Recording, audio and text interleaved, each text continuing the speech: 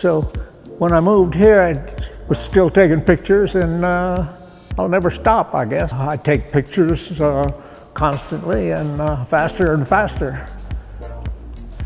Just keep on shooting, and whatever comes out, comes out.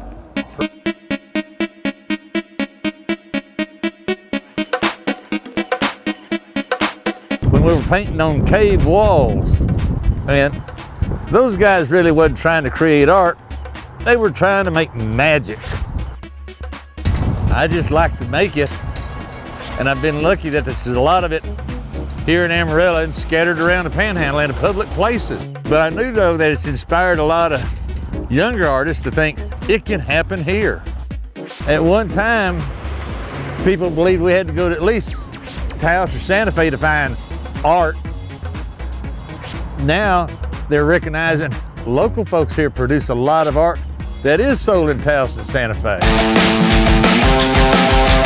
I think without guys like Scott and Lightnin and Hunter and Dord Fitz and Rick Farley and this whole group of people who helped develop the early days of what the Amarillo art scene was set to become, those of us participating now would be looking at something completely different. It's a really beautiful show for us. It's the first time Scott and Lightnin have actually ever done a show together.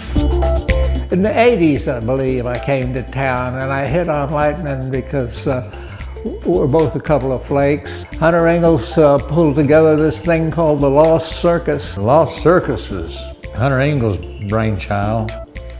A friend of mine, Brent Flanagan, was involved in it, and before it opened up, he come by to talk to me. I was a bit of a hermit at the time. Hunter wanted to call it Le Cirque Perdu.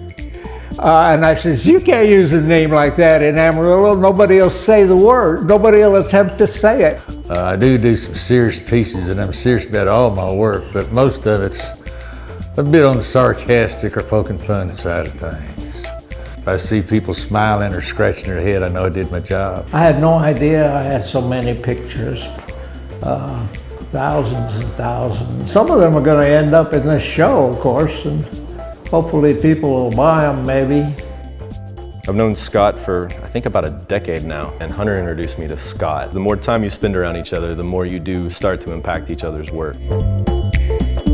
So seeing the type of things that Lightnin's done with objects and the way he plays in his whimsical fashion, that certainly has had an influence on me. Having the two of them together at one time in one show, it just represents something, I think, that's the collective cultural voice of Amarillo. Celebrating the Panhandle Spirit, Larry Lemmons, ABC7 News.